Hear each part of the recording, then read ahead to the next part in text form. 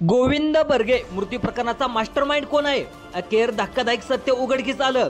बीडच्या गेवराई येथील माजी उपसरपंच गोविंद बर्गे यांच्या गाडीत आत्महत्या केली होती एवढंच आजपर्यंत आपल्याला माहित होतं, पण अखेर या प्रकरणाचा मागचा मास्टरमाइंड कोण आहे याविषयी एक सत्य उघडकीस आलं।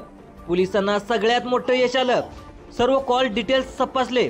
गोविंद बर्गे यांची कारमध्ये ती बंदूक कुठून आली, ती बंदूक कोणाची होती, त्या गाडीत बंदूक कोणी ठेवली होती, ती बंदूक ठेवणारा व्यक्ती कोण होता, तर या प्रकरणाचा मास्टरमाइंड आता सर्व धक्कादायक सत्य एक उघडकीस आलेलं आहे। एक साक्षीदार सापडलेला आहे आणि यापेक्षा भयानक मोठा खुलासा एक अशी कबुली पूजा गायकवाडनी देण्यात आलेली आहे, ज्यामुळे या प्रकरणाचा मास्टरमाइंड आता या ठिकाणी समोर आलेला आहे। गोविंद बर्गे यांच्या खात्यातून पूजा गायकवाडला किती पैसे देण्यात आले, किती पैशाचे व्यवहार झाले याची माहिती पोलिसांनी मिळवलेली आहे आणि या तपासामध्ये एक वेगळ्याच व्यक्तीचं नाव या ठिकाणी समोर आले आहे, ज्यांच्या सोबत गुपित व्यवहार झाल्याचे देखील आढळून आले, ज्यामुळे या प्रकरणाला वेगळंच या ठिकाणी वळण मिळालेलं आहे।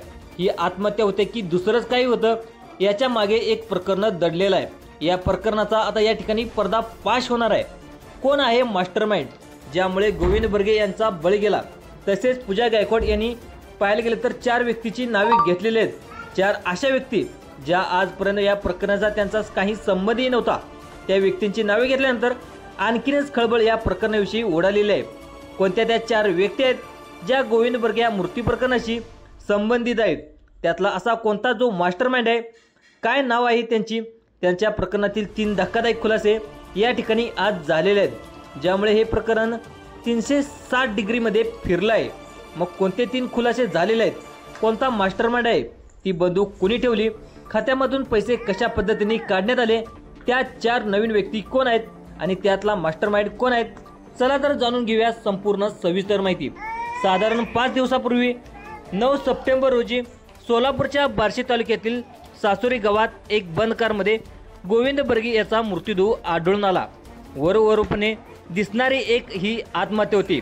प्राथमिक तपासामध्ये स्वतःवर गोळी झाडून आत्महत्या केल्याचा अंदाज या ठिकाणी पोलिसांनी वर्तवला होता, पण इथूनच खऱ्या रस्त्याला सुरुवात झाली। गोविंद बर्गे हे गेवराई येथील एक गावातील माजी उपसरपंच, एक यशस्वी राजकारणी आणि उद्योजक होते, ज्यांचे आणि नर्तिका पूजा गायकवाड यांचे ते प्रेम संबंध होते आणि पूजा गायकवाडने संपर्क तोडल्यामुळे नैराश्यात येऊन त्यांनी एक टोकाचं पाऊल उचललं असं या ठिकाणी प्रथमदर्शनी सांगण्यात आलं होतं। पण या प्रकरणाचा पहिला संशय येणारी जी घटना घडली, तर या प्रकरणाला जे वेगळी वळण देणारी घटना घडली ती म्हणजे गोविंद बर्गे यांचे भाचे आणि कुटुंबीय यांनी काही महत्त्वाचे आरोप या ठिकाणी केलेले होते, ज्यांना पोलिसांना विचारात पाडलं होतं। साधारणपणे ज्या दिवशी हे प्रकरण घडलं, दुसऱ्या दिवशी त्यांचे भाचे म्हणाले की माझा मामा कधीही दारू पीत नव्हता। मग गाडीमध्ये दारूची बाटली आली कुठून? गाडी डिझेल अचानक कसं काय संपलं? गाडीची बॅटरी नेमकी त्याच वेळी का उतरली होती? आणखी सगळ्यात महत्त्वाचं म्हणजे गाडीमध्ये 30 ते 50 लाख रुपयाची कॅश होती, ती गेली कुठे? एक नवीनच प्रश्न त्यावेळेस उपलब्ध झाले होते आणि एक मोठ्या षडयंत्राकडे या ठिकाणी हे प्रकरण इशारा करत होते। मग कोणी केला होता प्रकार? त्यामध्ये पाहायला गेलं तर कोणी ठेवली होती बंदूक त्या गाडीमध्ये?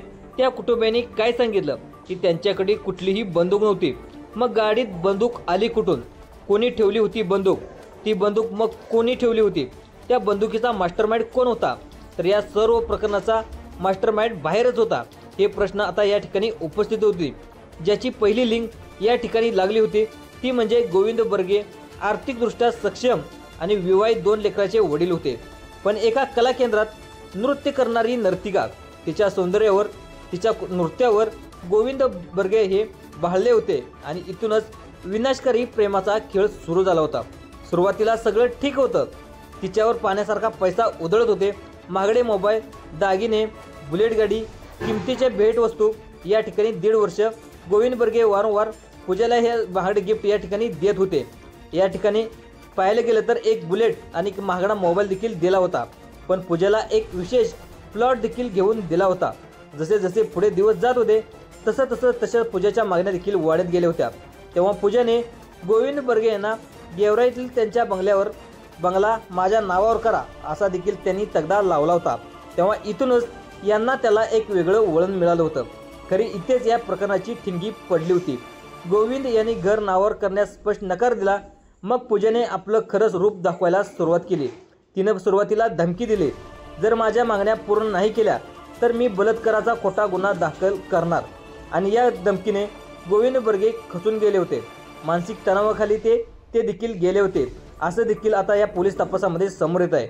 पण या प्रकरणाला वळण तेव्हा आलं जेव्हा या बंदुकीचं रहस्य उघड आलं. ही बंदूक नेमकी कोणाची होती? ही बंदूक कोणी ठेवली होती? बंदूक ही अधिकृत आहे की अनधिकृत आहे? पोलिसांना नेमकं या बंदुकीविषयी काय सापडलं? बँक खाते तपासण्यात आले. बँक खाते तपासून झाल्यावर बँकेच्या खात्यामध्ये नेमके काय आढळून आलं, ज्यामुळे त्याचबरोबर पूजानी तिसरी कबुली दिली. पूजानी आज महत्त्वाची या ठिकाणी कबुली देण्यात आली. त्यामध्ये 4 व्यक्तीची या ठिकाणी नावे घेण्यात आलेत. मग त्या 4 व्यक्तीचा आणि या प्रकरणाचा नेमका काय संबंध आहे? कोण आहे तो मास्टरमाइंड ज्याने या प्रकरणाचा सगळा खुलासा करण्यात आलेला आहे? सगळ्यात महत्त्वाचं म्हणजे जी माहिती होती ती आता इथून पुढे आपण घेणार आहोत. बघा, पूजा हिने अखेर मौन सोडलेलं आहे. तिने एक अशी कबुली दिली ज्याने पोलिसांना धक्का बसलेला आहे.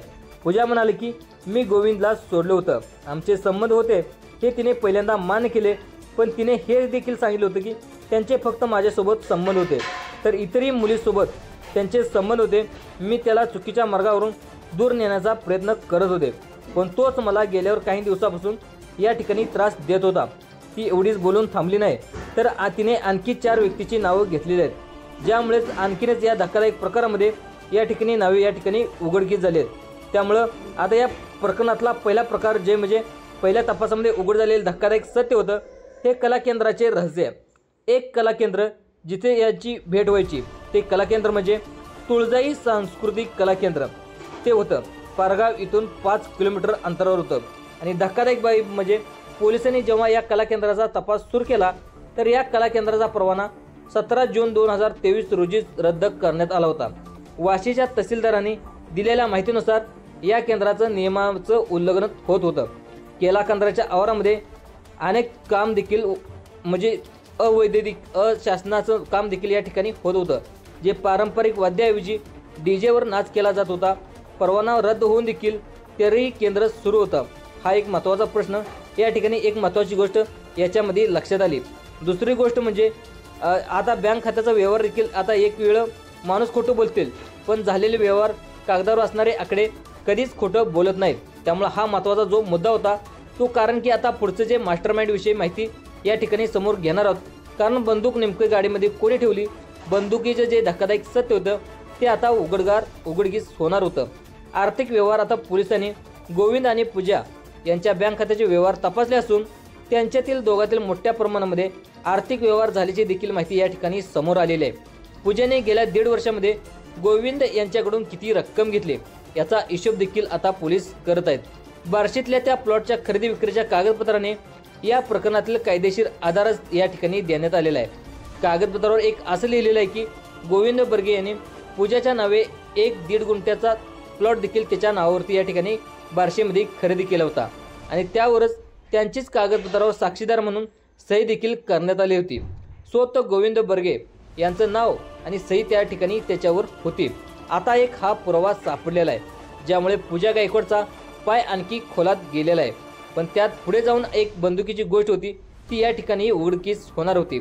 बंदूक जी आहे ती बंदुकीचं काय होतं ते या ठिकाणी तपासात समोर येणार आहे. आता बंदूक गोविंद यांनी बंदुकीचा वापर केला होता.